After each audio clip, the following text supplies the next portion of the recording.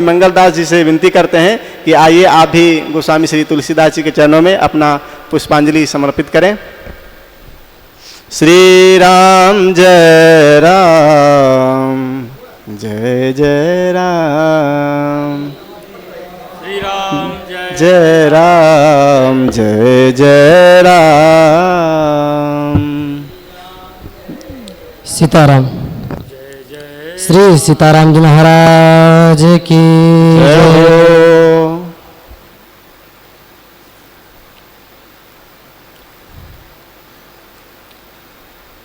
धनानि भूमौ प्रसवास्य गोष्ठे भार्या गृहाद्वारजने श्मशाने देहाश्चितायां परलोकमार्गे धर्मानुगो गच्छति जीवैका, धर्मानुगो गच्छति जीवैका। क्वासुर प्रभो वंश क्वाचाल्पविषयामति तितिरखुरदुस्तरं मोह उड्पेनास्मि सागरं। मंदः कवियसा प्रार्थी गमिष्यामुपहास्यताम् प्रांशुल्भय फले लोभादुग्धाहुरी भावना। कूजन्तम राम रामेति मधुरम मधुराक्षरम आरुह्य कविता साखम वंदे वाल्मीकि कोकिलम। दक्षिणे लक्ष्मणस्य वामे च जनकात्मजं पुरतो मारुतिर्यस्य वंदे तम रघुनंदनम। श्री सीताराम जी महाराज की जय। आइए हम जो है गोस्वामी जी के जयंती में सभी संतगण द्वारा जो है प्रस्तुत वाणी को ग्रहण कर रहे हैं और बहुत से हमारे संत जन और जो है गुरु भाई आदि अपने अपने वाणी को प्रस्तुत किए और गोस्वामी जी के चरित्र जो है उन्होंने निरंतर अपना जीवन केवल राम जी के प्रति समर्पण रखा।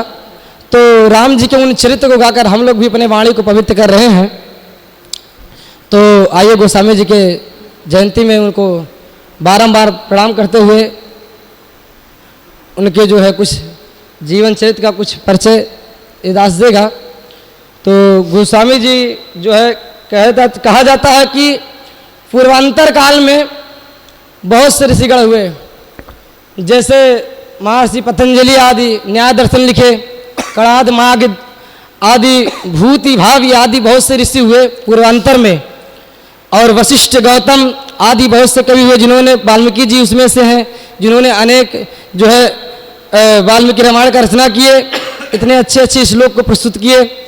और उसी प्रकार मध्यांतर में जाकर देखते हैं तो मध्यांतर में गोस्वामी तुलसीदास जी, सूरदास जी आदि, गुरु नानक देव साहब आदि ये सब जो है कवि हुए जिन्होंने अपने वाणी को प्रस्तुत किया भगवान के समर्पण हेतु। कबीरदास जी भी आदि, जैसे देखते हैं कि उसी में से एक हुए परम पूज्य कवि सम्राट जो है गोस्वामी तुलसीदास जी, जिन्होंने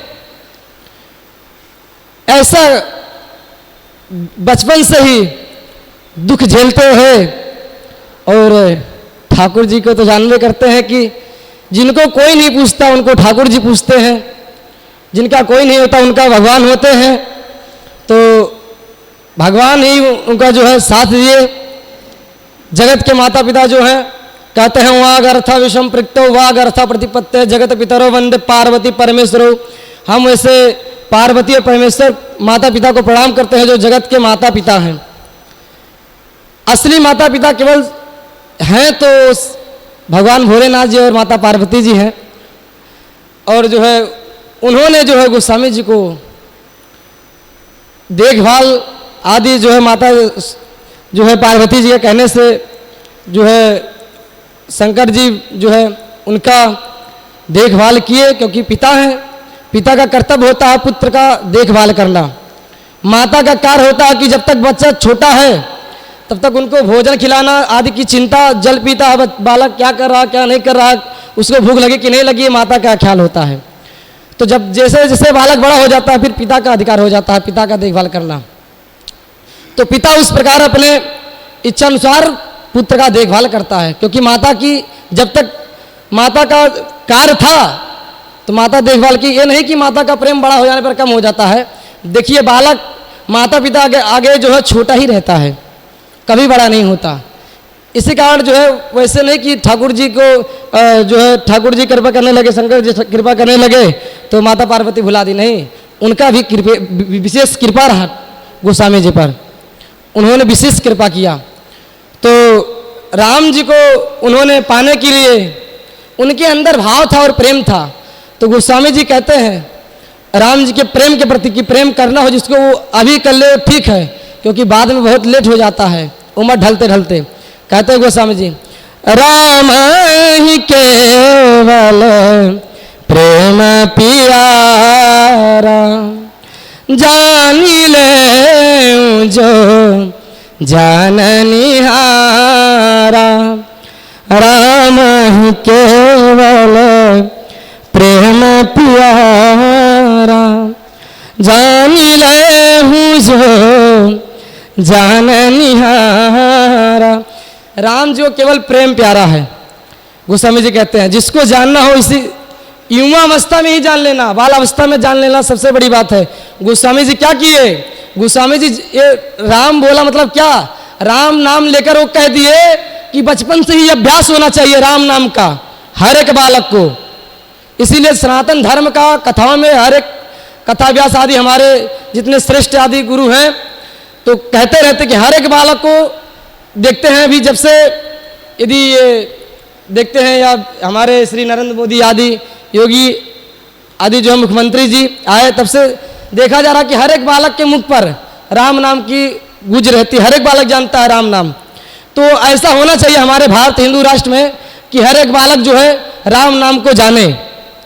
तो गोस्वामी जी वो राम नाम को परिचित कराना चाहते हैं कि हर एक बालक के जुबा पर राम नाम होना चाहिए। तो अपने इस अवस्था के 5 वर्ष की अवस्था पे राम नाम को बोले तो इसका कारण यही था। और गोस्वामी जी जो है अपने जीवन में अनेकों कष्ट झेलते हुए जो है विद्या धन किए, उनको जो है अनंतानंद चार जी महाराज जी के द्वारा श्री शंकर जी ने उपदेश दिया था कि आप जाइए, उनके शिष्य जी जो है नरहरियानंद दास जी जो है उनका उस बालक को खोज किए जो जिनका नाम था राम बोला। तुलसीदास तो नाम बाद में रखाया गया, पहले राम बोला नाम था। तो उन्होंने खोज कराया और नरहरियानंद दास जी महाराज ने उस राम बोला को उन्होंने खोज किया और पाया और अयोध्या में आकर उनका यज्ञोपवीत आदि संस्कार कराया और शिक्षा दीक्षा देकर फिर काशी के लिए प्रस्थान कर दिए। और से सतानंद दास जी महाराज वहाँ पे मिले और कहे देखे, क्योंकि गोस्वामी जी का कार्य यही होता है कि गुरु निष्ठा, जिस पर गुरु की कृपा होती है ना उस बालक पर थोड़ा सा भी कुछ भी यदि कहा जाए वो उस विषय को ग्रहण कर लेता है। सेवक का कार्य क्या होता है, स्वामी जो भी कहे उस विषय को हम धारण करें। तो गोस्वामी जी को जो जो उनके स्वामी मतलब नरहरियानंद दास जी महाराज कहते थे वो उनको धारण कर लिया करते थे।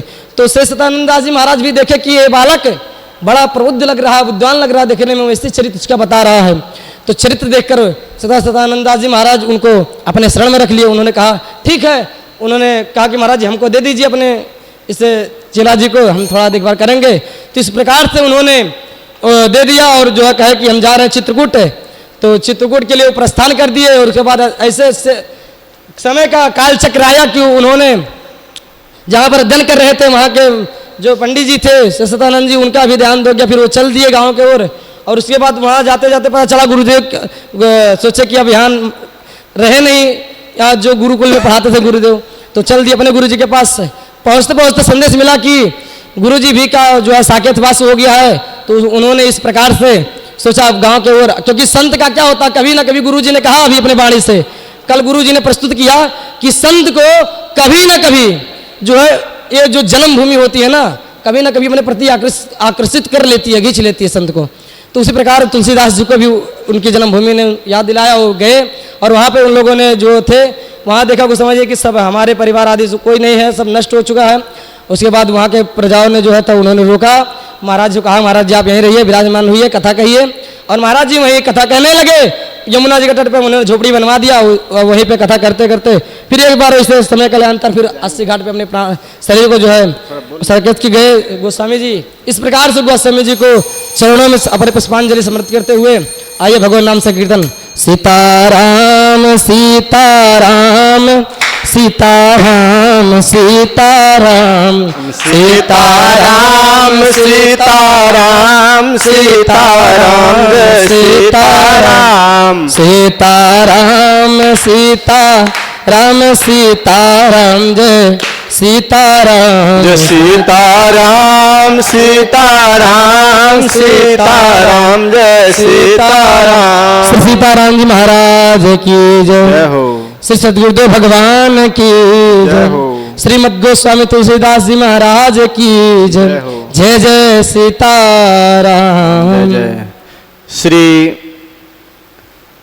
व्यास श्री भागवत जी बाच रहे हैं, श्री व्यास जी महाराज श्री प्रहलाद गौतम जी महाराज से हम विनम्र आग्रह करते हैं कि आप भी गोस्वामी जी के चरणों में अपना भावांजलि समर्पित करें। धन्य धन्य माता पिता धन्य पुत्र वर सोई, तुलसी जो राम ही भजे, जैसे हो कैसे हो।